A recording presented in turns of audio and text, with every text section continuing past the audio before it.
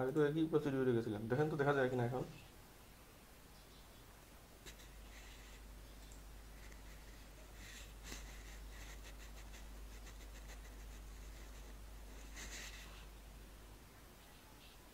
আচ্ছা, ঠিক আছে। হ্যালো। হ্যাঁ, আমি পুনরায় আবার আসলাম ক্লাসে। তো আমি আবার স্বাগত জানাচ্ছি আহ, অধিদপ্তরের সকল সম্মানিত কর্মকর্তাবৃন্দ এবং আমাদের সম্মানিত শিক্ষক মণ্ডলী এবং সুপ্রিয় ছাত্রছাত্রীবৃন্দ সবাইকে এই সরাসরি প্রচারিত ক্লাসে স্বাগত জানাচ্ছি আমি Mohammad Jasimuddin, instructor Sylhet polytechnic institute. আমার সাবজেক্ট হচ্ছে ফাউন্ডেশন ইঞ্জিনিয়ারিং 66465, বিষয় বৃত্তি প্রকৌশল বিদ্যা। তো কারিগরি শিক্ষা বোর্ডের ডিজাইন অনুযায়ী আমরা ক্লাস বলছিলাম যে থিওরি ক্লাস 2টা সপ্তাহে এবং প্র্যাকটিক্যাল ক্লাস 3টা, ক্রেডিট 3। মার্কস ডিস্ট্রিবিউশন আমরা দেখাচ্ছি এখানে। Marks distribution: theory continuous 40, theory final 60, practical continuous 25, practical final 25, total 150 marks. এখন আমরা ক্লাস পরিকল্পনা দেখাবো। আমাদের গ্রুপ লিডার এবং নির্দেশনা অনুযায়ী আমরা 15টি ক্লাস লাইভে নিব বলছি। তো আমরা এখানে 15টি ক্লাসের এই কীভাবে নেওয়া হবে সেটা একটা পরিকল্পনা তৈরি করছি, একটা চার্ট তৈরি করছি। তারপর ব্যবহারিক যেগুলো আছে, ব্যবহারিক অধ্যায় 3 নম্বর ক্লাস থেকে আমরা সেগুলা সম্পর্কে তাত্ত্বিক এবং ইউটিউব বেস ধারণা দেওয়ার চেষ্টা করব। তো আমাদের আজকের ক্লাস হচ্ছে আমাদের এই প্রথম ক্লাস। এখানে পাঠ্যক্রম সিলেবাসগুলো আমরা দেখি। সিলেবাস প্রথম চ্যাপ্টারে হচ্ছে বৃত্তি প্রকৌশল বিদ্যা এবং বৃত্তির প্রকারভেদ। চ্যাপ্টার 2 হচ্ছে মাটির দৃঢ়করণ। চ্যাপ্টার 3 হচ্ছে ব্যারিং ক্যাপাসিটি অফ সয়েল, ভার বহন ক্ষমতা। চ্যাপ্টার 4 হচ্ছে understand the pile. Chapter 5 understand the anchors. Chapter 6 হচ্ছে foundation on sand on non plastic silt. Chapter 7 হচ্ছে foundation on clay and plastic silt. Chapter 8 হচ্ছে foundation on non uniform soils. Chapter 9 হচ্ছে foundation on rock. Chapter 10 হচ্ছে এক্সকাভেটিং and bracing. Chapter 11 হচ্ছে sheet pile, coffer dam and bulkhead. Chapter 12 হচ্ছে understand the damage due to construction operation, নির্মাণ কাজের সময় ক্ষয়ক্ষতি। তারপরে আমাদের ব্যবহারিক যেগুলো আছে সেগুলো দেখি। Perform the stabilisation of soil by cement sand method. তারপরে স্যান্ড পাইল তৈরিকরণ। তারপরে ভার বহন ক্ষমতা টেস্ট পাইলের মাধ্যমে বের করা। তারপরে পাইল ফাউন্ডেশনের মডেল তৈরিকরণ। তারপরে রেফট ফাউন্ডেশনের মডেল, রেফট বা মেট ফাউন্ডেশনের মডেল প্রস্তুতকরণ। 6 নম্বরে হচ্ছে পিআরের ফাউন্ডেশনের মডেল প্রস্তুতকরণ। 7 নম্বরে স্ট্যান্ডার্ড পেনিট্রেশন টেস্ট সম্পাদন। 8 নম্বর হচ্ছে প্রিকাস্ট পাইলের ভার বহন ক্ষমতা বের করা। তারপরে 9 নম্বর হচ্ছে কাস্টিং সিডি ফাইলের ভার বহন ক্ষমতা বের করা। 10 নম্বর হচ্ছে ম্যানুয়াল অনুযায়ী মাটির ভার বহন ক্ষমতা বের করা, সম্পাদন করা। 11 নম্বরে ফিল্ড ভিজিট। এগুলো হচ্ছে আমাদের সিলেবাসে আছে, যেগুলো আমরা ক্লাসে সম্পাদন করতে, এখানে যেগুলো দেখানো যাবে সেগুলো আমরা চেষ্টা করব সম্পাদন করার। তারপরে রেফারেন্স বোর্ড থেকে যেগুলো দেওয়া আছে, এটা হচ্ছে ফাউন্ডেশন ইঞ্জিনিয়ারিং পিয়াক অ্যান্ড হ্যানসনের। তারপরে 2 নম্বরে সয়েল মেকানিক্স অ্যান্ড ফাউন্ডেশন পিসি মিয়া। 3 নম্বরে আছে হচ্ছে ফাউন্ডেশন ইঞ্জিনিয়ারিং লিওনার্দো। 4 নম্বরে সয়েল মেকানিক্স কেইগ। 5 নম্বরে বিল্ডিং কনস্ট্রাকশন এসসি রাঙ্গওয়ালা। 6 নম্বর হচ্ছে LGD manual for soil investigation. তো আমরা এখন আমাদের মূল ক্লাসে যাব। ক্লাস 1-এ যে এটা আছে অধ্যায় 1 নির্দিষ্ট বিষয়, স্পেসিফিক অবজেক্টিভ 1.1 থেকে 1.4 পর্যন্ত। চ্যাপ্টার 1-এর নাম আমরা আগে দেখে আসছি, the foundation engineering and the factor determining types of foundation. Foundation বৃত্তি প্রকৌশল বিদ্যা এবং বৃত্তির প্রকারভেদ। আমরা প্রথমেই দেখব specific objective 1.1, the foundation and foundation engineering, বৃত্তি প্রকৌশল বিদ্যা। ফাউন্ডেশন একটি কাঠামোর প্রধানত দুটি অংশ থাকে, একটি সাবস্ট্রাকচার, অপরটি সুপারস্ট্রাকচার। এই সাবস্ট্রাকচারই হলো ভিত্তি বা বুনিয়াদ, এটা সুপারস্ট্রাকচার বেজ হিসেবে কাজ করে। অপর কথায় কাঠামোর সর্বনিম্ন অংশ যা কাঠামোর লোড মাটি শক্ত স্তরের উপর স্থানান্তর করে তাই হলো ভিত্তি বা বুনিয়াদ। ইহা ইট, কংক্রিট বা ব্লক নির্মিত হতে পারে। ভিত্তি বা বুনিয়াদ কাঠামোর লোড মাটির যে শক্ত স্তরের উপর স্থানান্তর করে, এটাই হলো ভিত্তি তল বা ফাউন্ডেশন বেড। ফাউন্ডেশন ইঞ্জিনিয়ারিং দেখি আমরা কি, ভিত্তি প্রকৌশলবিদ্যা। পুরকৌশল বিভাগের যে শাখায় ভিত্তির নকশা প্রণয়ন, ডিজাইন, নির্মাণ ও রক্ষণাবেক্ষণ ইত্যাদি নিয়ে আলোচনা করা হয় তাকে ভিত্তি প্রকৌশলবিদ্যা বা ফাউন্ডেশন ইঞ্জিনিয়ারিং বলা হয়। আমরা এখানে একটা ভিত্তির চিত্র দেখাচ্ছি, ভিত্তি এবং ভিত্তিতলের। তারপরে দেখবো আমরা ফাংশন অফ ফাউন্ডেশন, ভিত্তির কাজ কি এ সম্পর্কে আমরা নিচে আলোচনা করছি। এটা হচ্ছে লোডের তীব্রতা হ্রাস করা, রিডাকশন অফ লোড ইন্টেন্সিটি। তারপরে কাঠামোর উপর আগত লোডকে মাটির বৃহৎ শক্ত স্তরের উপর যাতে ছড়িয়ে যায় সেই কাজ ভিত্তি দ্বারা হতে হবে। তারপরে প্রভিশন অফ লেভেল সারফেস, সমতল পৃষ্ঠ প্রদান, কাঠামো শক্ত ও সমতল পৃষ্ঠ যাতে পাওয়া যায় সেদিকে লক্ষ্য রাখা ভিত্তির কাজ। তারপরে ইভেন ডিস্ট্রিবিউশন অফ লোড, অসম বসন থেকে নিরাপত্তার জন্য কাঠামোর উপর আগত লোডকে সুষমভাবে বন্টন করা ভিত্তির কাজ। 4 নম্বর লেটার স্টেবিলিটি, স্থায়িত্ব, কাঠামোর উপর আগত লোডের ফলে কাঠামোর যাতে স্থায়িত্ব লাভ করতে পারে সেদিকে লক্ষ্য রাখা ভিত্তির কাজ। সেভিং এগেনস্ট আন্ডারমাইনিং, গর্তে বসবাসকারী পোকামাকড় হতে নিরাপত্তা, সেটাও নিরাপত্তা বিধান করা ভিত্তির কাজ। 6 নম্বর হচ্ছে প্রোটেকশন এগেনস্ট মুভমেন্ট, মাটির সরণ প্রতিরোধ করা। মাটির মধ্যে আর্দ্রতার পরিবর্তনের কারণে মাটির সংকুচন ও প্রসারণ ঘটে, এই সংকুচন এবং প্রসারণের কারণে যাতে কাঠামোর সুপারস্ট্রাকচার ক্ষতিগ্রস্ত না হয় সেদিকে খেয়াল রাখতেই হচ্ছে ভিত্তির কাজ। তারপরে আমরা স্পেসিফিক অবজেক্টিভ দেখব 1.2, the requirements of satisfactory foundation, ভালো ভিত্তির প্রয়োজনীয়তা। ভিত্তি এমন হবে যাতে চাপানো লোড সহজভাবে বহন করা যায়। ভিত্তি এমন হবে যাতে চাপানো লোড সুষম না হলে অসম্বসন না হয়। কাঠামো যাতে ক্ষতিগ্রস্ত না হয় সেই পরিমাণ গভীরতা ভিত্তি স্থাপন করতে হবে। কাঠামো যাতে ভবিষ্যতে ক্ষতিগ্রস্ত না হয় সেদিকে লক্ষ্য রেখে ভিত্তি স্থাপন করতে হবে বা খেয়াল রেখে। তারপরে 1.3, টাইপস অফ ফাউন্ডেশন, ভিত্তির প্রকারভেদ। ভিত্তি প্রধানত 2 প্রকার, একটা হচ্ছে শ্যালো ফাউন্ডেশন আর একটা হচ্ছে ডিপ ফাউন্ডেশন। শ্যালো ফাউন্ডেশন অগভীর ভিত্তি আর ডিপ ফাউন্ডেশন হচ্ছে গভীর ভিত্তি। শ্যালো ফাউন্ডেশন অগভীর ভিত্তি, যে ভিত্তির গভীরতা প্রস্থের তুলনায় কম থাকে অগভীর ভিত্তি বলা হয়, এটাকে ফুটিং নামে একটা শব্দ দ্বারা প্রকাশ করা হয়। অগভীর ভিত্তি নিম্নলিখিত প্রকারের হয়, দেখি আমরা এখানে, এটা হচ্ছে স্প্রেড ফুটিং, আর একটা হচ্ছে স্টাব বা ক্যান্টিলিভার ফুটিং, আর একটা হলো কম্বাইন ফুটিং, আর একটা হলো mat or raft footing. Mat or raft footing. তো এখন আমরা এই স্প্রেড ফুটিং এর বর্ণনা দেখব। স্প্রেড ফুটিং, মাটির উপর চড়ানো ভিত্তি হলো স্প্রেড ফুটিং। ইহা এক ধাপে অথবা ধাপে ধাপে হতে পারে। এখানে স্প্রেড ফুটিং 2 ধরনের হয়, একটা হচ্ছে সিম্পল স্প্রেড ফুটিং, এক ধাপে চড়ানো ফুটিং হলো সিম্পল স্প্রেড ফুটিং। একটা চিত্র আমরা দেখাচ্ছি নিচে, এটা হলো সিম্পল স্প্রেড ফুটিং। আর আরেকটা হচ্ছে স্টেপ স্প্রেড ফুটিং, ধাপে ধাপে চড়ানো, সেটা একটা চিত্র আমরা দেখাচ্ছি এখানে, স্টেপ স্প্রেড ফুটিং। তারপরে আমরা দেখব হচ্ছে আরেকটি প্রকার হচ্ছে স্টাব অর ক্যান্টিলিভার ফুটিং।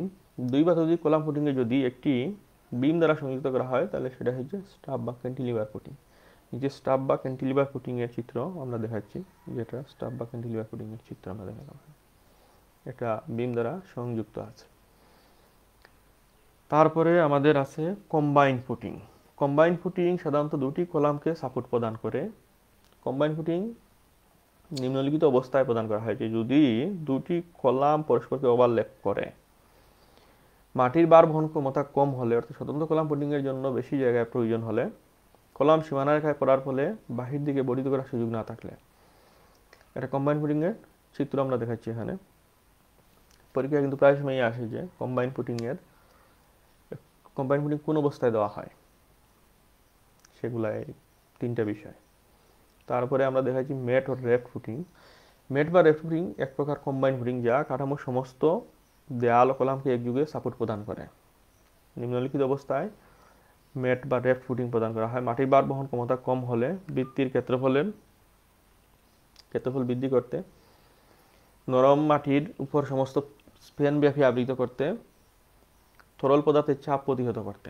একটা ম্যাট বা রেফ এর চিত্র আমরা দেখাচ্ছি এখানে, সমস্ত স্প্যানব্যাপী এবং এটা প্লেন দেখাচ্ছি এখানে।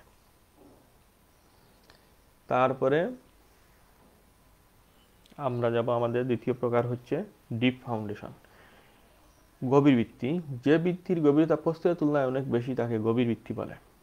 গভীর ভিত্তি নিম্নলিখিত প্রকার হয়। এটা হচ্ছে পাইল ভিত্তি, এটা হচ্ছে কেশন আর ওয়েল ভিত্তি, এটা হচ্ছে কভার ড্যাম। আমরা পাইল দেখো। পাইল ভিত্তি এক প্রকার সরু স্লেন্ডার মেম্বার যা ভূগর্ভে স্থাপন করা হয়। পাইল ভিত্তি যে অবস্থায় প্রদান করা হয় সেগুলো আমরা দেখি এখানে। প্রথমেই এটা হচ্ছে কাঠামো লোড স্থানান্তরের জন্য ভূপৃষ্ঠের কাছাকাছি মাটির শক্ত সমতল পৃষ্ঠ পাওয়া না গেলে কাঠামো লোড স্থানান্তরের জন্য ভূগর্ভে ইত্যাদি গভীরে শক্ত স্তরে পৌঁছানোর জন্য পাইল স্থাপন করা হয়। তারপরে হচ্ছে অগভীর ভিত্তির জন্য অসম্ভাষণ হওয়ার সম্ভাবনা থাকলে গভীর পানির স্তর অতিক্রম করে কাঠামো লোড স্থানান্তরের জন্য ভূকম্পন, মাটির খাড়া দ্বার ইত্যাদি জায়গায় কাঠামোর ভিত্তি স্থাপন করতে, সমুদ্র বা নদীর উপকূলের কাছাকাছি কাঠামোর ভিত্তি স্থাপন করতে যেখানে স্কাওয়ারিং ক্রিয়ার সম্ভাবনা থাকে, ট্রান্সমিশন টাওয়ার, ডক, জেটিঘাট ইত্যাদি মেরিন কাঠামো নির্মাণে, সাবসয়েলে পানির হেডের পার্থক্যের কারণে মাটির মধ্যে সংকুচন ও প্রসারণ দেখা দিলে বালি মাটিকে দৃঢ় করতে পাইল ভিত্তি ব্যবহার করা হয়। নিচে আমরা একটা পাইল ভিত্তির চিত্র দেখাচ্ছি। এই যে আমি এটা ইন্টারনেট দিয়ে কালেকশন করছি, করে এখানে সংযুক্ত করছি। তারপরে ক্লাসিফিকেশন অফ পাইল, পাইলের প্রকারভেদ। প্রথমে হচ্ছে মেটেরিয়ালস অনুযায়ী পাইলের প্রকারভেদ আমরা দেখি। এটা হচ্ছে টিম্বার পাইল, তারপরে কনক্রিট পাইল, তারপরে স্টিল পাইল, তারপরে কম্পোজিট পাইল, এগুলো হচ্ছে মেটেরিয়ালস অনুযায়ী। তারপরে দেখবো আমরা classification based on load transport বা ফাংশন, তার কাজ অনুযায়ী। এটা হচ্ছে এন্ড বেয়ারিং পাইল, আর একটা হলো ফ্রিকশন পাইল, আর একটা হচ্ছে কম্প্যাকশন পাইল, আর একটা হলো টেনশন বা অর আপলিফট পাইল, তারপরে অ্যাঙ্কর পাইল, আর একটা হচ্ছে বেটার পাইল, এটা হচ্ছে ফেন্ডার পাইল, শিট পাইল। এরপরে দেখবো আমরা হচ্ছে classification based on method of construction, নির্মাণ পদ্ধতি অনুযায়ী পাইলের প্রকারভেদ। নির্মাণ পদ্ধতি অনুযায়ী প্রিকাস্ট পাইল, আর একটা হচ্ছে কাস্ট ইন সিটু পাইল। এখানে আমরা বিভিন্ন ধরনের পাইলের চিত্র সংযোজন করছি, বিভিন্ন ধরনের পাইলের চিত্র দেখা যাচ্ছে। তারপরে আমরা দেখব এই কেশন। ডিপ ফাউন্ডেশনের একটা প্রকার হচ্ছে কেশন আর ওয়েল ফাউন্ডেশন। মাটি বা পানির নিচে ভিত্তি স্থাপন করার জন্য কেশন বা ওয়েল ভিত্তি ব্যবহার করা হয়। অন্য কথায় কাঠ, স্টিল অথবা কনক্রিট নির্মিত বক্স বা বৃত্তাকার পানিরোধী কাঠামোকে কেশন বা ওয়েল ভিত্তি ব্যবহার করা হয়। কেশন বা ওয়েল ভিত্তি যেখানে প্রদান করা হয় সেগুলো দেখি আমরা। নদীর মধ্যে কাঠামোর ভিত্তি তৈরি করতে কেশন বা ওয়েল ভিত্তি ব্যবহার করা হয়। জাহাজ নির্মাণ কাঠামো, জাহাজ ঘাটের দেয়াল ইত্যাদি তৈরিতে কেশন বা ওয়েল ভিত্তি ব্যবহার করা হয়। উপকূলীয় বৃহত্তম কাঠামো নির্মাণ করতে, উপকূলীয় রক্ষাকারী কাঠামো নির্মাণ করতে। তারপর আমরা এখানে কেশনের চিত্র দেখাচ্ছি, একটা কেশনের চিত্র এবং নির্মাণাধীন কেশনের চিত্র দেখাচ্ছি জলাশয়ের মধ্যে। তারপরে আমরা গভীর ভিত্তির আরেকটি প্রকার হচ্ছে কভার ড্যাম। কভার ড্যাম দেখবো। কভার ড্যাম একটি অস্থায়ী বেষ্টনী যা নদী বা জলাশয়ের ভিত্তি নির্মাণ কাজ শেষে সরিয়ে ফেলা হয়। কভার ড্যাম কাঠ, স্টিল অথবা কনক্রিট নির্মিত হতে পারে। চুয়ানো পানি নিম্নলিখিত কার্য সম্পাদনের জন্য কভার ড্যাম ব্যবহার করা হয়। এখানে কভার ড্যাম হবে।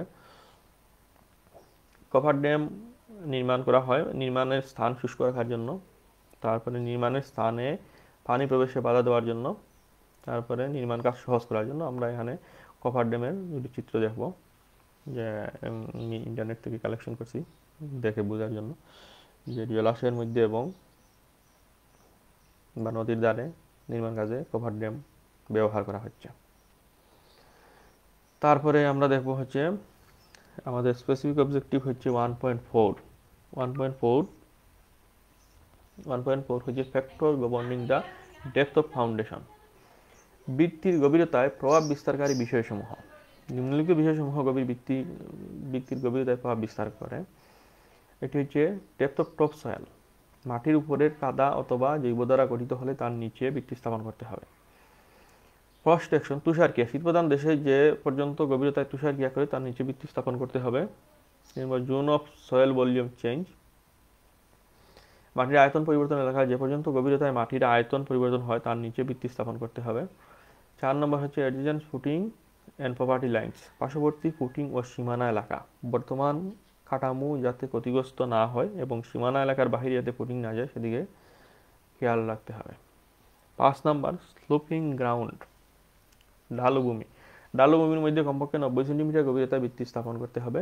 6 নম্বর হচ্ছে ওয়াটার টেবিল, যতদূর সম্ভব ভিত্তি ওয়াটার টেবিলের নিচে স্থাপন করতে হবে, কারণ ওয়াটার টেবিলের কারণে মাটির আয়তন পরিবর্তন হয়, ওয়াটার টেবিল উঠে নামার কারণে মাটির আয়তন পরিবর্তন হয়। 7 নম্বর হচ্ছে স্কাওয়ার ডেপথ, ভিত্তি অবশ্যই কহিত গভীরতার নিচে স্থাপন করতে হবে। 8 নম্বর হচ্ছে রুট হোল, শিকড়ের গর্ত, শিকড়ের গর্ত যাতে ভিত্তির নিচে না আসে সেদিকে লক্ষ্য রাখতে হবে। 9 নম্বর হলো আন্ডারগ্রাউন্ড ডিফেক্টস, ভূনিম্নস্থ ত্রুটিসমূহ, ফাটল, শিলাচ্যুতি, তারপরে খনি খনি এলাকার অবস্থান ইত্যাদি লক্ষ্য রেখে ভিত্তির গভীরতা নির্ধারণ করতে হবে। 10 নম্বর হলো মিনিমাম ডেপথ অফ ফুটিং, সর্বনিম্ন গভীরতা, রেঙ্কিং এর সূত্র অনুযায়ী সর্বনিম্ন গভীরতা প্রদান করতে হবে। সূত্রটি নিম্নরূপ: D minimum equal q by gamma into 1 minus sine phi by 1 plus sine phi whole square. এখানে কিউ হচ্ছে লোডের তীব্রতা, গামা মাটির একক ওজন, পাই হচ্ছে মাটির স্থিরতা কোণ। এই ছিল আমাদের আজকের এই ক্লাসের সিলেবাস। আমাদের এই সংযোগ পেতে একটু দেরি হয়, ক্লাসে প্রবেশ করতে একটু সময় লাগছে, এই জন্য আমি দুঃখিত। আর আমরা গত ক্লাসেও আমাদের এই টেকনিক্যাল প্রবলেমের জন্য আমরা আসতে পারিনি, তো এটা সলভ করে আমরা এবার আসছি। আশা করি সবার ক্লাসটি সবাই ভালোভাবে গ্রহণ করতে পারছি। তো আগামী যদি কোথাও কোনো কিছু বুঝতে অসুবিধা হয় তাহলে কমেন্টসের মাধ্যমে জানাবেন, আর আগামী ক্লাসে থাকার আশা করতেছি। তো যারা সবাই এই পর্যন্ত দেখছেন সবাইকে আবার ধন্যবাদ জানাচ্ছি। আর আমাদের ক্লাস দেখা যাবে হচ্ছে skill.gov.bd-তে, ওয়েবসাইটে। তো আশা করি যারা দেখতে পারেননি তারা আগামীতে এইখান থেকে দেখে নেবেন। আর আমাদের আগামী ক্লাস হচ্ছে দ্বিতীয় ক্লাস 1.5 থেকে 2.3 পর্যন্ত। তো 2.3 পর্যন্ত আমরা চেষ্টা করব, আর আরও সময় নিয়ে, যেহেতু আমার প্রথম ক্লাস আর আমি প্রথমে একটু টাইম মিস করছি, সেজন্য আমি একটু দ্রুত যেতে হয়েছে। তো যাদের সমস্যা থাকবে কমেন্টসের মাধ্যমে জানাবেন, ইনশাল্লাহ আমি সেগুলো সলভ করে দেওয়ার চেষ্টা করব।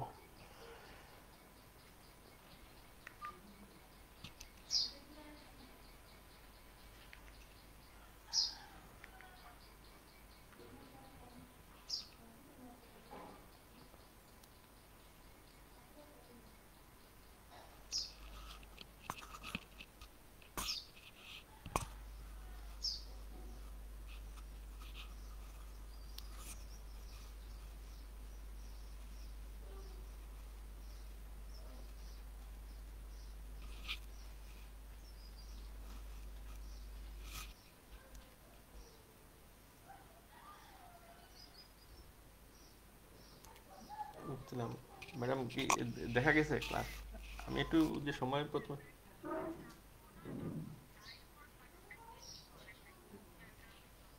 না ঠিক করছি, আচ্ছা কোনো সমস্যা হতে পারে আর কি।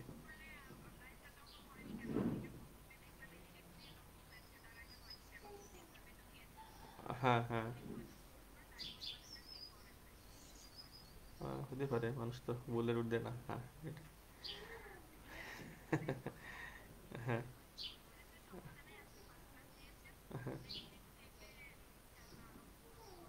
হুম।